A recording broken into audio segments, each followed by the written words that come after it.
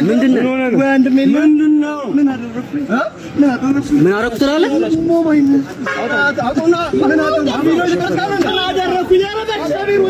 አራት ኪሎ ያበቀለችው አቡሽ የቤት ስሙ ነው ዘናጭ ነው እሱ በልጅነቱም የዘናዎቹ ትውልድ የፎቶ አነሳስ ሰለባ ጎበዙ ተማሪ ህይወትን ለማሸነፍ ብዙ ጣውረዶችን አይቷል አራት ኪሎ ማስቲካ አዟሪው ያን የደገፈችውን ሊስትሮ ዕቃ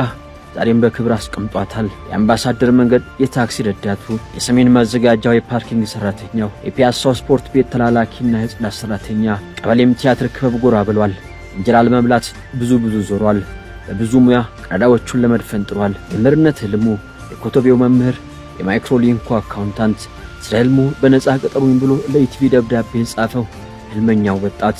ጋሽ ውብሸት ወርቅ ቀለማው ጋር ተመላልሶ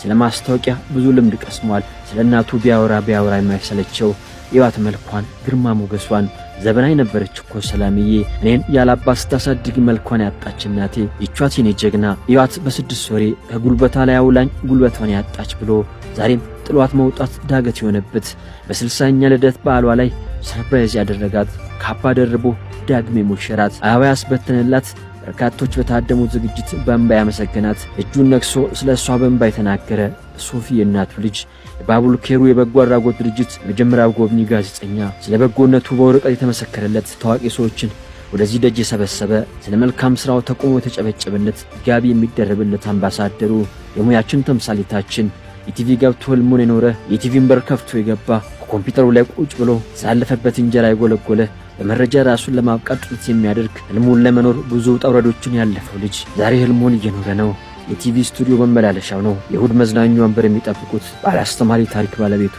ጋዜጠኛ ሶፎንያስ ዋሲሁን